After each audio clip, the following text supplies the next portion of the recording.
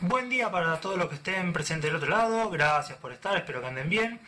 Hoy vamos a hablar de la fuerza, ¿sí?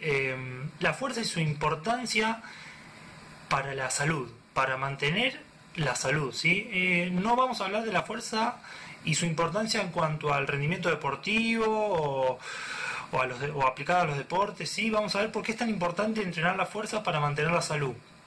Eh, Normalmente siempre se recomienda salir a caminar, salir a trotar, las actividades predominantemente aeróbicas, ¿sí? Baja intensidad, pero muy pocas veces para el plano de la salud se recomienda el ejercicio y el entrenamiento de la fuerza, ¿sí? Y ahora vamos a ver brevemente, porque es un tema que da para hablar mucho, eh, cuáles son esos beneficios, ¿sí? ¿Por qué es tan importante la fuerza para nuestra salud?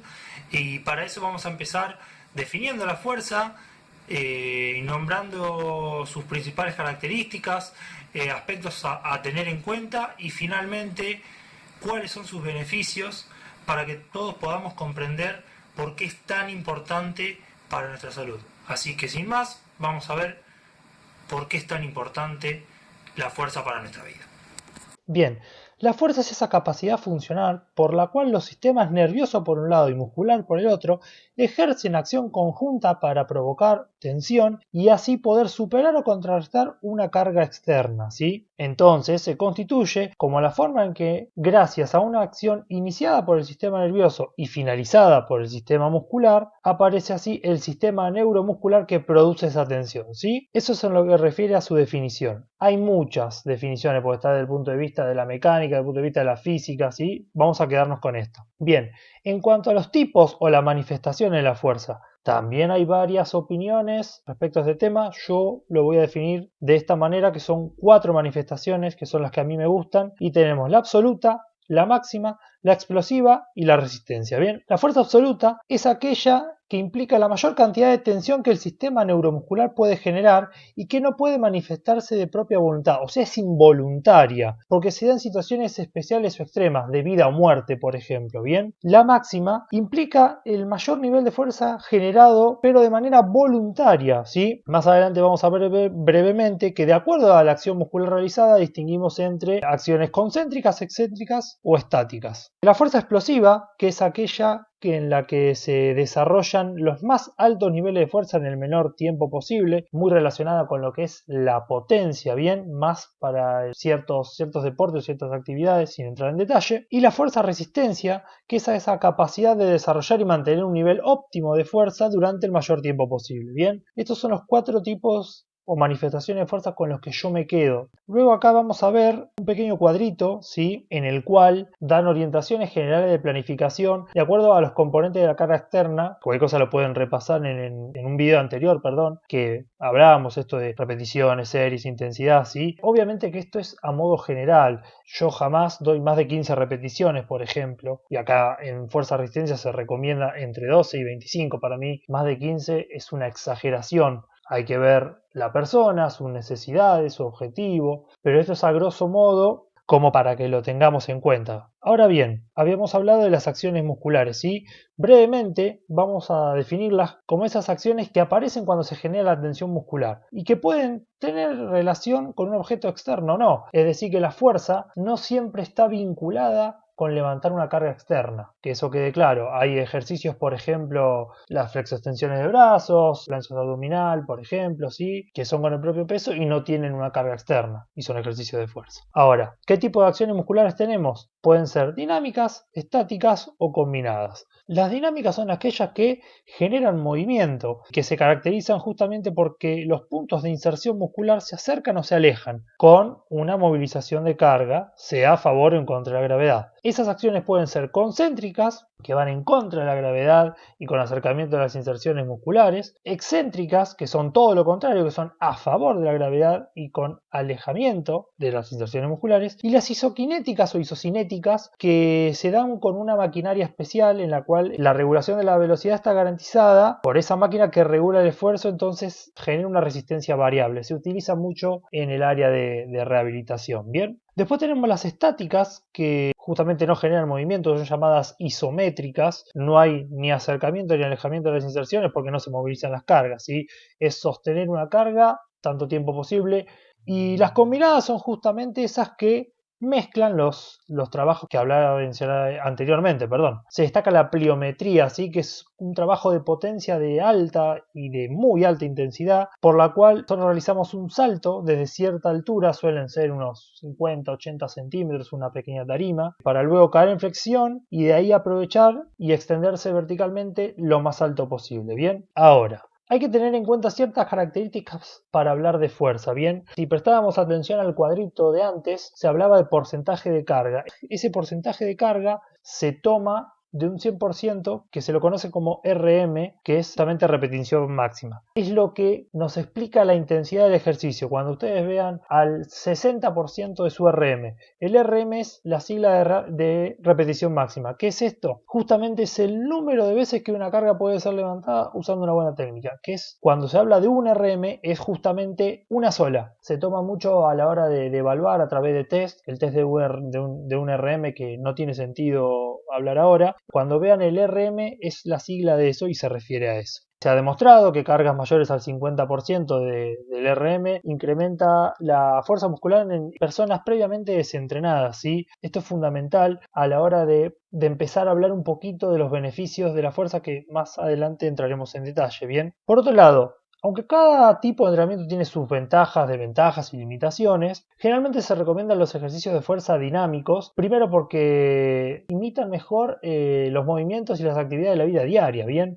Por otro lado, tenemos otros ejercicios que son más seguros, que son los de polea. Después vamos a hablar un poquito de cuáles son las ventajas y desventajas de los ejercicios con peso libre, que son las barras, los discos y demás, y los ejercicios de resistencia variable con lingotes, como dice acá, que son las poleas, la dorsalera, la pectoralera, por ejemplo. Sí, son seguros, pero tienen sus ventajas y sus desventajas, ¿bien? Acá dice luego que las máquinas requieren menos tiempo en comparación con los pesos libres, ¿sí? Y después vuelve a agregar a favor de los pesos libres que imitan los requerimientos de movimiento de tareas específicas, ¿bien? Por último, tenemos que, si se aplican correctamente estos lineamientos que tenemos que tener en cuenta, niños y adolescentes tienen que hacer fuerza para poder mejorar su salud y su nivel de aptitud física.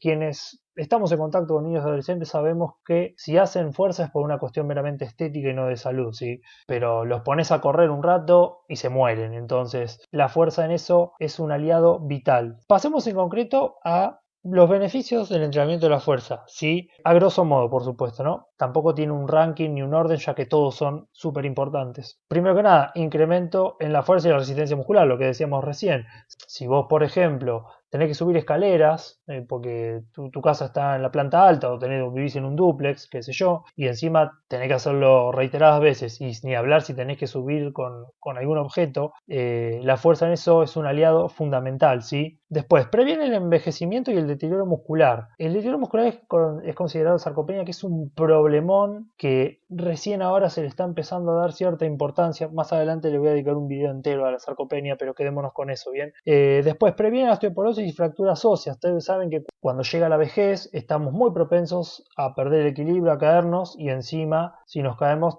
los golpes ya duelen de otra manera, se sienten de otra manera, así quienes tengan contacto con personas grandes, llámese abuelos y gente de tercera edad, saben que esto es así, conviven con posibles fracturas y lesiones de las cuales cuesta muchísimo reponerse, ¿bien? Favorece el rendimiento motor, ¿sí? Tanto para la vida diaria como para el rendimiento deportivo. Reduce los dolores corporales en general. Muchas veces por ahí pasa esto de, dependiendo de las tensiones de tu vida, de tu trabajo, contractura, las cervicales, la fuerza suele reparar, por lo menos temporalmente, esos dolores, ¿no? Después hay que analizar otras cuestiones más profundas. También reduce el riesgo de padecer diabetes, ¿sí? Ya le dedicaremos un apartado especial a lo que es diabetes y ejercicio, ¿sí? Reduce el riesgo de padecer cualquier tipo de enfermedad cardiovascular. ¿Por qué? Básicamente porque el corazón, cuando está deteriorado, tiene que hacer mayor esfuerzo para todo. Entonces, un cuerpo fuerte, un músculo fuerte y un corazón fuerte, recordemos que el corazón es un músculo,